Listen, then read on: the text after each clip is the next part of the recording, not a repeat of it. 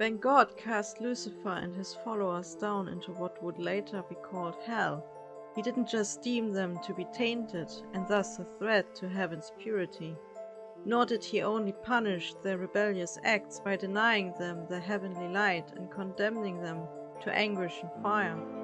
The process of casting an angel into the abyss changes his or her divine essence. White purity turns into black corruption. As an archangel, Lucifer doesn't suffer from it, apart from the fact that even he would burst into flames upon attempting to enter heaven. Yet the common angel turned into the common demon has to bow to these laws established at the end of the angel war in heaven. God forbid his angels to ever leave heaven except when he would task them to, and knowing the rebellious free will of hell, he would bind the demons in the lower sphere. Their only way to enter the earthly plane would be by the use of a summoning spell woven by mortal hands, a skill taught to humanity by the Watchers as the art of the occult. And thus it was decreed by the Lord himself, demons don't leave hell, and angels don't leave heaven, for if they should long for each other and unite, the consequences could be fatal for all of creation.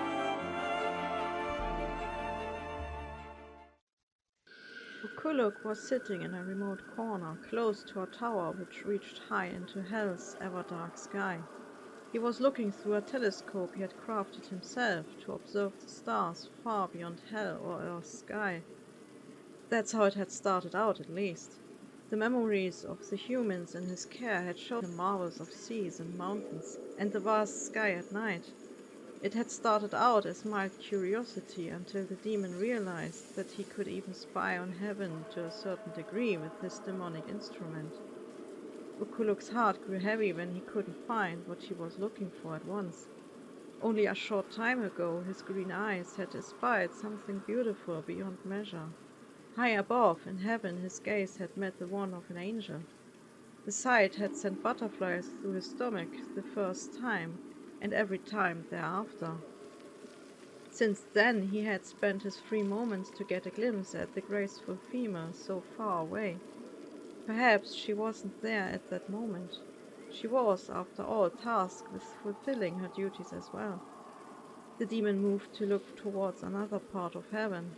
There she was, the sky-blue eyes fixed on something out of his sight, and the blonde hair shining golden in the morning sun.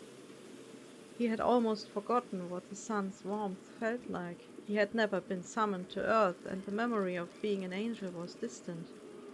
All he knew about the mortal plane came from the memories of dead humans.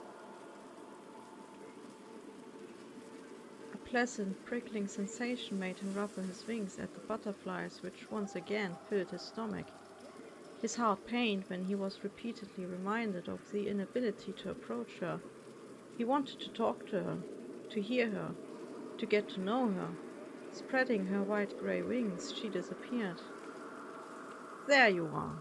Lucifer's voice rang out behind him, causing the demon to jump as his mind was still lost in the strange feelings he couldn't quite name. His king didn't sound angry, more annoyed.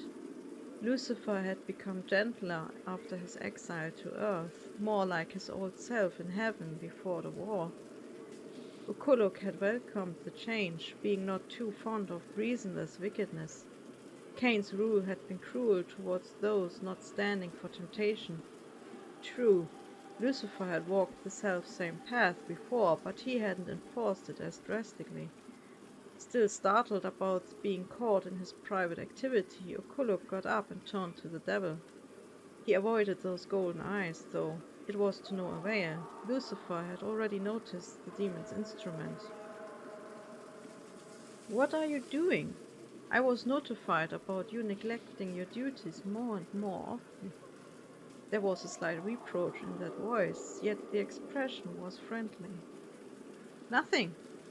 Just watching." "Watching." Lucifer raised one eyebrow at the shaky explanation. "Yes, my king. I apologize for my sluggishness. It won't happen in the future." Okuluk wanted to make haste and be on his way, but his king didn't let go so easily. Spreading his wing, he cut off the demon's escape route. Watching what? Just things? Earth? Stars? There are no stars right now, Lucifer countered at once. Oculus could feel himself blush as he started to feel hot. I know.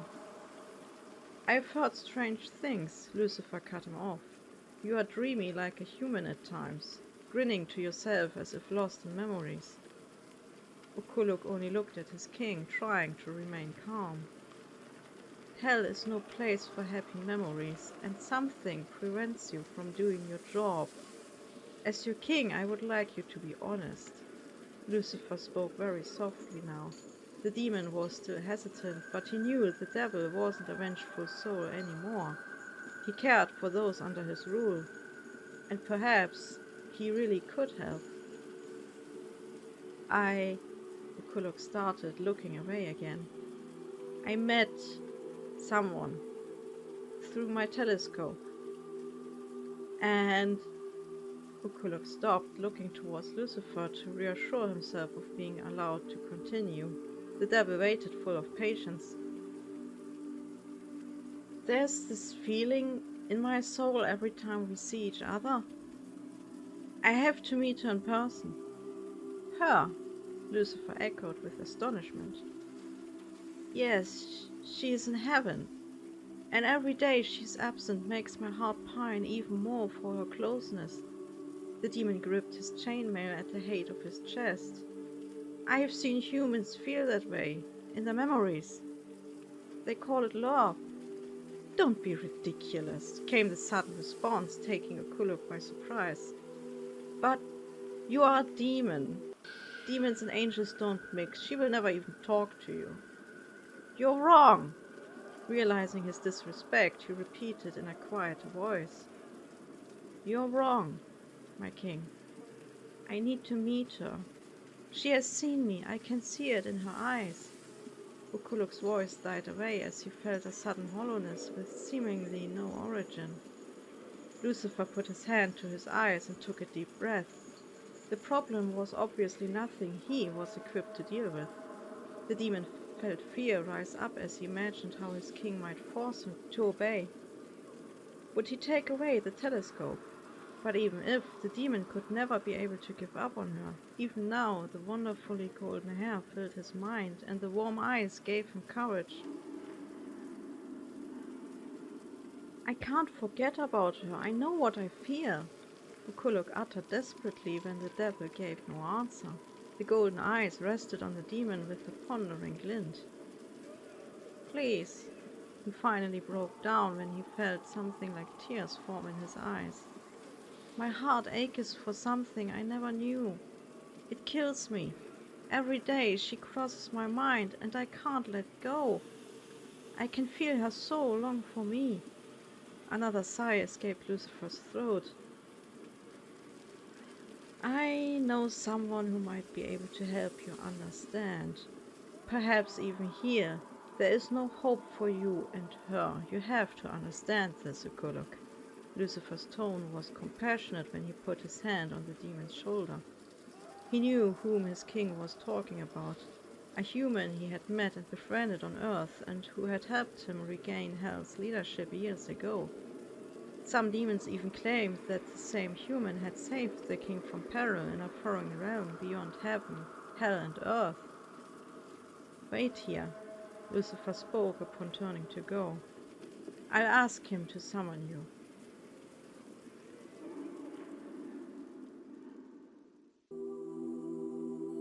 You seem sad, Michael spoke next to Raphaelin.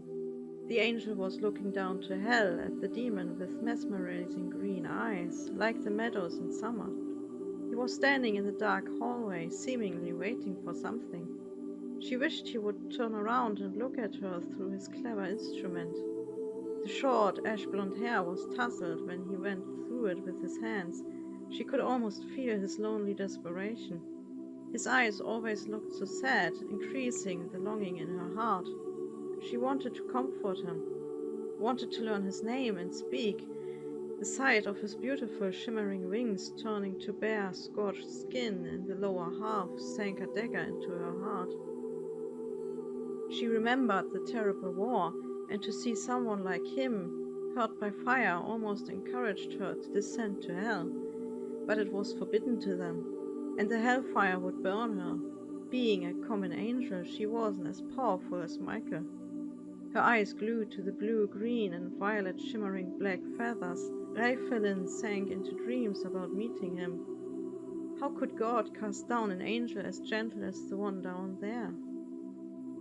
Raphaelin? Michael continued when she didn't answer. At once the angel snapped out of her trance and looked at the archangel ruling heaven. He had made it known years ago that God had vanished to live on earth. No one had opposed when he took on the task of leading them. Michael was known for his bravery and justice, even if the loss of many angels through the hands of a Nephilim had left him scarred. Even now she could see in the silver eyes the underlying guilt and what humanity might call trauma. He never spoke of what happened to him whilst he had been imprisoned. It made her ponder. He had seen humanity, hadn't he? He should understand their feelings. These feelings she herself recognized to reside in her heart, since her eyes had caught the demon gazing at her from hell. Getting to her feet, she rearranged her blue-green garments. "I have seen someone, Michael," she uttered shyly, fidgeting with her fingers. "And the distance between us makes me feel strangely alone. Is that why you start to keep staring into the world below?"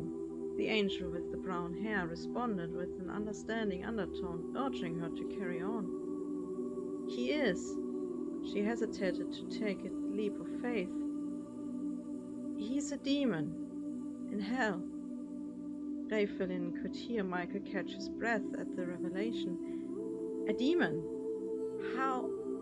He can see me through a tube of metal, and I can see him." Her expression must have given her away, causing the archangel to connect the dots. "You have to be mistaken," Michael replied with a slight smile. "We aren't human. We don't fall in love." She fell silent for a moment, listening to the chaos in her soul. No, she wasn't mistaken. She hadn't felt something like this before, and yet she was certain about its meaning. "What about the watcher that saved you? He fell in love?" When Michael answered the next time, his voice had taken on a firmer note, a firmness that seemed even more serious with the face where claws had left their marks on the archangel. "There is a reason why they are in hell and we in heaven. It is forbidden for angels and demons to meet with intentions like yours." Raphaelin stared into Michael's eyes, but his gaze never wavered. There was no sense in arguing. Turning away from him, she went back to looking down. She couldn't just give up on that strange feeling. Something told her it would be wrong. Seeing the demon look through his instrument again, she smiled at him. His lively eyes made her want to fly high into the sky. A faint smirk curved his lips when their gazes met. The sadness in his soul, however, remained. Shining from behind his eyes, it made her own heart grow heavy. Michael was a compassionate soul. Why would he deny her that small chance of happiness? "Don't go looking for him, Raphaelin," the archangel added as if he had heard her thoughts. "It is forbidden for good reason." "Why?" "It would bring doom and destruction upon creation." The beating of wings sounded as he disappeared. "How could it bring doom? We mean no harm." The watcher followed his heart. Did he bring doom too? If she could just talk to him, but she never managed to find him from heaven. He was wandering unseen through the world, and she was unable to leave heaven to search for him. Being away for too long would alarm Michael that she was defying his order. The angel buried her head in her arms when she couldn't find a way. Her distraught thoughts ran in circles, and Michael's stern eyes materialized in front of her mind's eye. If she disobeyed, would she fall? Would she be exiled? She wasn't brave enough to find out. Looking for her demon again, she found that he was gone. A slight hole opened in her heart. He was gone. Where did he go? When would he be back? She ached for the moment he would search for her.